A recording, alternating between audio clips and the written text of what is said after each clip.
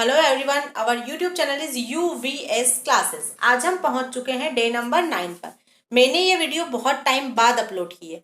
ऐसा इसलिए ताकि आपने उसे अब तक बहुत अच्छे से सुन लिया होगा। यदि आपने उसी वीडियो को बार बार सुना होगा तो आप अब तक बहुत अच्छे से इंग्लिश में कुछ बातें करना सीख चुके होंगे। हमने आज उसी तरीके से आगे बढ़ते हुए लिया है माइंड यूर वर्ड्स। ये क्या सेंटेंस हुआ? Mind your words. इसका मतलब होता है जुबान पर काबू रखो। क्या होता है इसका मतलब? जुबान पर काबू रखो। कभी कभी क्या होता है, कोई व्यक्ति हमसे बदतमीजी से बात करता है तो हम उसे क्या कहेंगे? Mind your words. क्या कहेंगे? Mind your words.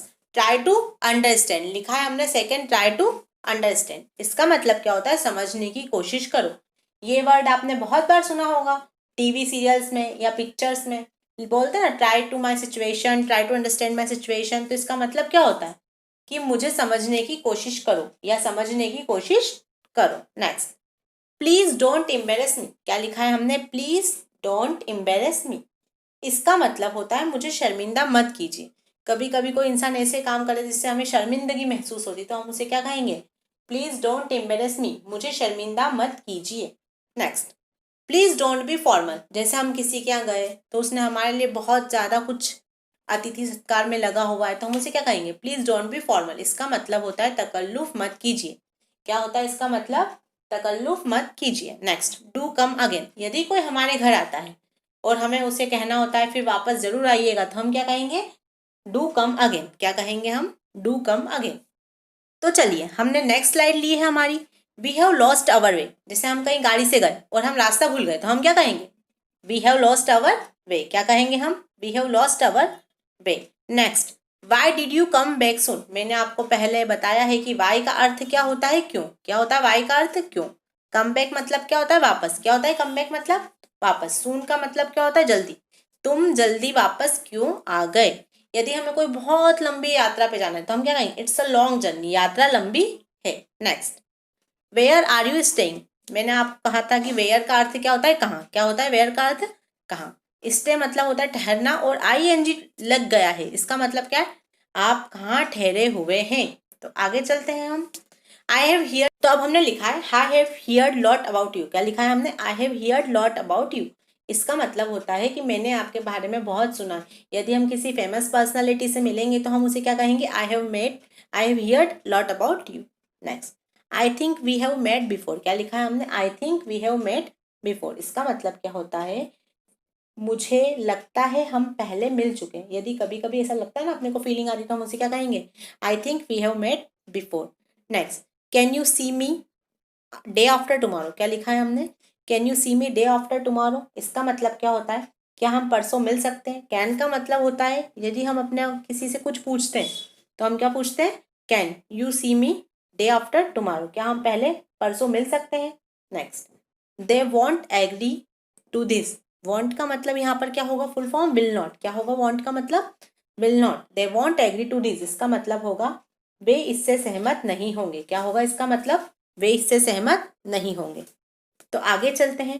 हमने लिखा है स्टैंड अपराइट डोंट बेंड। इसका मतलब क्या होता है? सीधे खड़े रहो, झुको नहीं। यदि कोई इंसान गलत तरीके से खड़ा है या कुछ तो भी खड़ा है तो हम उसे क्या कहेंगे? Stand upright don't bend. झुको नहीं, सीधे खड़े रहो। Next, patch up your disputes. कभी कभी किसी छोटे मोटे कभी कभी किसी में छोटे मोटे झगड़े हो जाते तो हम क्या कहेंगे? Patch up your disputes. अपना झगड़ा निपटाओ। क्या कहेंगे हम? अपना झगड़ा निपटाओ। Next, be punctual and attentive. यदि हम किसी बच्चे को बोलते हैं कि आप टाइम पर आना या समय पर काम करो, ध्यान दो, तो हम उसे क्या कहेंगे? Be punctual and attentive. Next, our car broke down on the way. ये आपके लिए बहुत ज़्यादा इंपॉर्टेंट सेंटेंस है क्योंकि आप बहुत बार सुनते भी होंगे या इसे इंग्लिश में बोलने की कोशिश भी करते होंगे।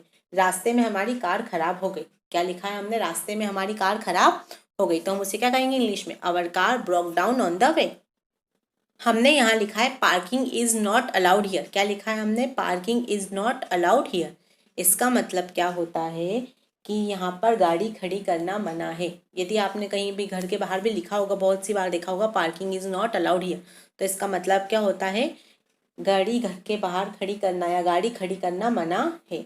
Next, please do come day after tomorrow don't forget. Don't forget का मतलब तो आप समझते होंगे, भूलिएगा नहीं। क्या होता है? या मत भूलिएगा।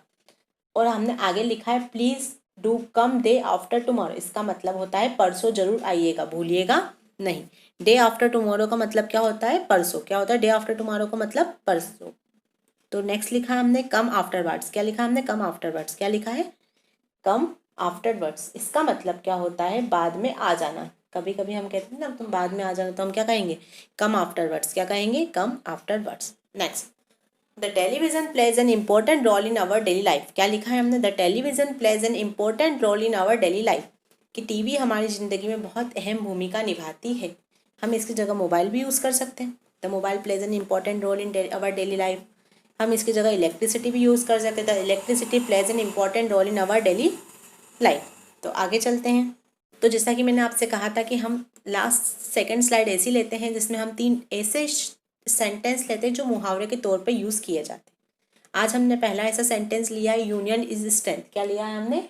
Union is strength. इसका मतलब होता है 1 और 1 11 होते हैं। क्या होता है इसका मतलब? 1 और 1 11 होते हैं। Next, he is an apple of my eye. क्या लिखा है हमने? He is an apple of my eye. इसका मतलब होता है वह मेरी आंखों का तारा है। क्या होता है इसका मतलब? वह मेरी आंखों का तारा है। Next, a bad carpenter quarrels with his tools. क्या लिखा है हमने? A bad carpenter quarrels with his tools. इसका मतलब होता है नाच न जाने आंगन टेढ़ा। क्या होता है इसका मतलब? नाच न जाने आंगन टेढ़ा। तो हम आते हैं हमारी वीडियो के सबसे लास्ट पार्ट पर, जिसमें हम 5 ऐसे नए शब्द लेते हैं जो आपके लिए बहुत नए होते हैं। तो हम आज का स्टार्ट करते हैं। पहला वर्ड है हमारा हिंडरेंस। क्या है हमारा पहला वर्ड? हिंडरेंस। इसका मतलब होता है रुकावट। क्या होता है इसका मतलब? रुकावट। क्या होता है इसका मतलब? रुकावट। Next, historical. आपने बहुत बार देखा होगा हिस्टोरिकल पैलेस, तो इसका मतलब क्या होता है? ऐतिहासिक। क्या होता है हिस्टोरिकल का मतलब? ऐतिहासिक। Next, honourable. क्या लिखा है हमने यहाँ पर? ऑनरेबल। ऑनरेबल का मतलब क्या होता है? क्या होता है ऑनरेबल का मतलब? माननीय। क्या होता है? माननीय। Next, hostility. क्या लिखा है हमने? हॉस्टिलिटी। हॉस्टिलिटी का मतलब क्या होता है? शत्रुता। क्या होता है हॉस्टिलिटी का मतलब? शत्रुता। लास्ट हमने लिखा है इमेजिनेशन। क्या लिखा है हमने? इमेजिनेशन। इमेजिनेशन का मतलब क्या होता है? कल्पना। क्या होता है इमेजिनेशन का मतलब? कल्पना। आज की हमारी ये वीडियो यहीं पर ख़त्म होती है। यदि आपको कोई प्रॉब्लम आती है तो आप मुझे कमेंट बॉक्स में कमेंट कर सकते हैं।